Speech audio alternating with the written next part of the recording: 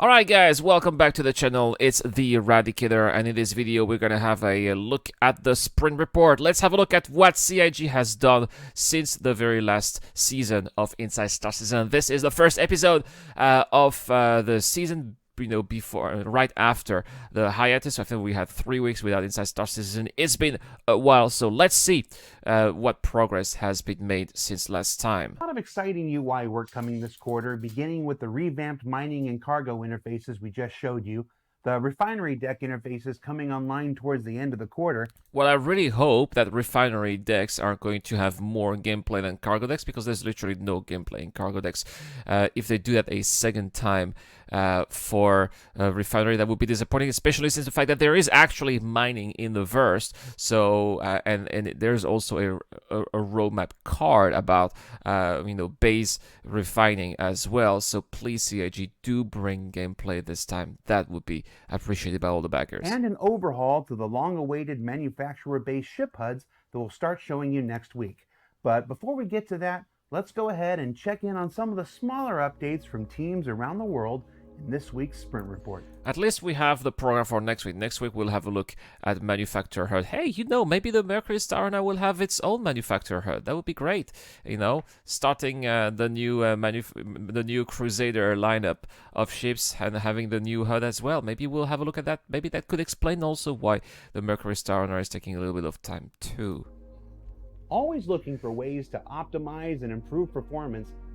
Good, we need optimization. It is going to improve frames. It is also going to improve overall stability, and people with lower specs, older computers or hardware that might not be the latest graphical card, will also get to enjoy the game better. That is good to hear. The lighting team is going back and taking a look at some of the Verse's older ships in an effort to reduce the resource cost of lighting within their cockpits, and doing so all while maintaining or even improving the overall visual look. They do this by applying many of the lessons the team has learned throughout Star Citizen's continuing development. Okay. And once things are more performative and their looks are brought up to current standards, the team will then begin additional work on integrating the... By the way, this is not an F7C, which is what we have in the regular. Did you see the little Easter egg here, guys? This is not the F7C that we have in the verse. This is the F7A that is in Squadron 42. Nice little Easter egg here, Jared. Lights from individual button presses in the upcoming fully physicalized dashboards, as well as updating the transition effects between different power states, like from the auxiliary to the fully empowered. Okay, very cool. Overall, it can be very easy to get carried away when lighting an asset or location and unnecessarily blow past your resource budget, which is why the team is also going back to one of the most immoderate resource hogs among all ships in the Origin 600i. Now, it didn't take long after applying recent techniques for art. Yeah, the Origin 600i, which was the first Origin of the current lineup, with all of the visual cues and visual elements and style and art of Origin. Everything was redone after the 600i, and of course the 600i was definitely not optimized at all, needed extra passes, caused a lot of issues for players. And it's great to hear that it is also getting some optimization. When people are going to have 600i's, everybody is going to benefit from it in the verse as well, compared to now, because it is also to have less. It is going to require less resources for the players, but less resources for the servers as well to run. To reduce the 600i's lighting resource footprint by a factor of 10. Oh my gosh! By 10. That is a lot. That is a lot. So, oh wow, okay. It's then allowed for the addition of new runtime probes throughout the ship, meaning all those open areas will now be properly affected by and reflective of the universe around them. Wow, okay. I don't own the 600i because I have no reasons to own the 600i personally, but again, something that is definitely something that will be worth checking in the PU. I should ask my friend Aventador if he could, if I could borrow his executive edition 600i, just to see if we could see the difference. The weapons concept Oh! team have finished a sprint on developing new non-lethal ordnance for. Oh yes, that is going to be great for bounty hunters. We definitely need those weapons for bounty hunters so that we can catch our targets without killing them and then put them with body dragging in the bounty hunters' pods. Send them straight to Klesher. Oh. Star Citizen and Squadron 42, including this taser-like stun gun from Preacher Armament. Oh, look at how it's going to open.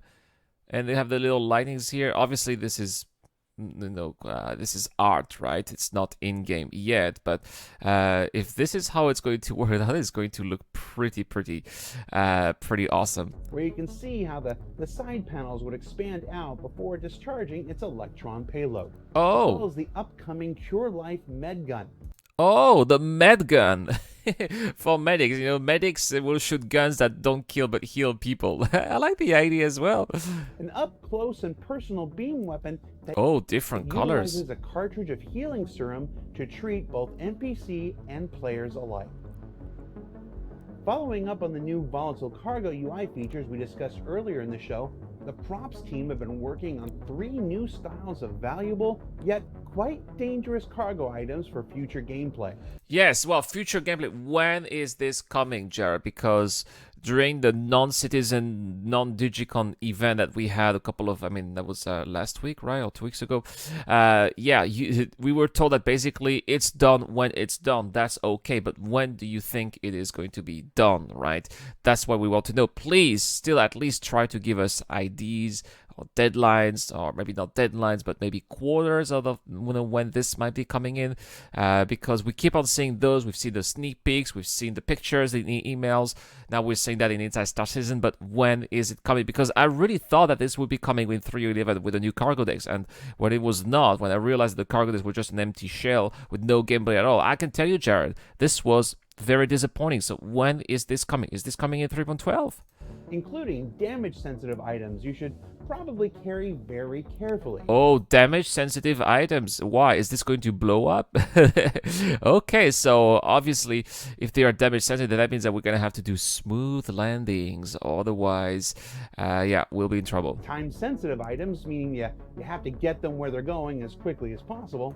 Like, is this going to be a shipment of Quantinium? That would be, very time-sensitive indeed. And obviously, you're not going to fly those cargo boxes in the Starfarer if they're time-sensitive, and that's great. This is probably going to give some of the faster ships. I'm thinking of the 315, for example, or maybe the Mercury Star Runner, or why not? I don't think that the Herald has cargo capacity, but maybe the 135C, those nimble and fast ship. If we can put those those boxes inside, bring those boxes to destination as quickly as possible, and if the payout is good, then there will be finally a reason to own those fast little ships. And then a new quantum-sensitive cargo item that means you're probably going to want to keep a low profile and maybe, take the long way around. Quantum-sensitive cargo. What does that mean, quantum-sensitive? And take the long way. What does that mean? What does that mean? Meanwhile, the VFX team have been working on updated chaff effects to go along with recent code changes that are all a part of the in-progress revamp to missiles we'll talk about later in the quarter. Now, this work-in-progress visual exploration will continue to evolve as we test more sparkly elements and continue to dial in the approach we want to take while simultaneously working to separate its look visually from the also in development flat cannon weapons for capital ships and space stations. Wow, so these are countermeasures, guys, that we're gonna have in the future. When as we're still working on missiles, and they definitely look like huge fireworks. I know that the VFX team likes to work on explosions. We can definitely see that here. It seems like it's also creating a lot of debris as well.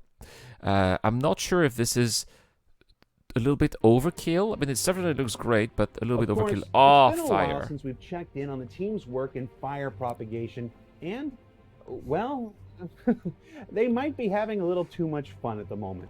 What you're seeing here is what's called a visual target test. Now this is separate from the code work that we've shown. Oh in the man, past. I hope none The of my purpose ships here will ever is be to like see this. what's possible visually with the current shader and graphics tech. I don't like already in fire. place. This looks pretty good, but more Yeah, importantly, it does look it's good. allowed the team to identify areas of much wanted improvement that's still needed, like the glow and emissives from heated surfaces, the quality and density of soot in the air, a more varied mix of flame types based on the surface the fire is emitting from, and more. Oh boy, oh boy. Well, are we gonna have a fire extinguisher mechanic? Because I don't want to see that in my ship, and I don't want to see that also in the verse or anywhere else. I'm afraid of fire. In locations news, Okay, all right. So this is it, guys. We talked about how empty cargo decks are. Now we're going to talk about refinery decks. You can see refinery and support admin. Seems like we do have an actual admin there, which is not the case in the cargo decks. We still have to sell or cargo at the stations admin. artists that recently finished their work on cargo decks have begun to move over to 3.12's upcoming refinery deck add-ons for space stations. Looks like we're also going to have screens, which we do have in the cargo decks, but they're not working. I hope that here in the refinery decks they are going to work. As they further explore the visual style here, it was decided to introduce more soft body elements where appropriate, seen here in early roughs on some of the pipe systems. Okay, oh, we can see those type of, not really cloth, but protection elements that may be surrounding those hot canisters. Insulation materials. You can expect isolation that to materials, follow along yes. with the continuing progress of refinery decks throughout the remainder of this quarter. Artists have also taken a pass at some of the existing derelicts in-game, like this Starfarer crash, Oh, that's funny. We just went there yesterday in yesterday's video. to update the look more in line with what we might expect from a long-damaged and abandoned vehicle. Yeah, it looks a little bit more rugged for sure. Tasks like these are usually reserved for the downtime that can sometimes occur at the end of sprints, or when other scheduled work is temporarily blocked by technical or resource issues. Aha! What technical and resource issues are we talking about here, Jared? Are we talking about iCache and server meshing that is desperately needed so that we can finally have more gameplay and more things to be added in the verse? Is this what we're talking about, Jared? Well, in that case, it seems that the devs are going to be working on improving visual elements on many things around the verse for a long time, I'm afraid. Overall, it's a great way to keep artists engaged while simultaneously working down the smaller tech debt issues that can often build up in a team's That's a backlog. euphemism.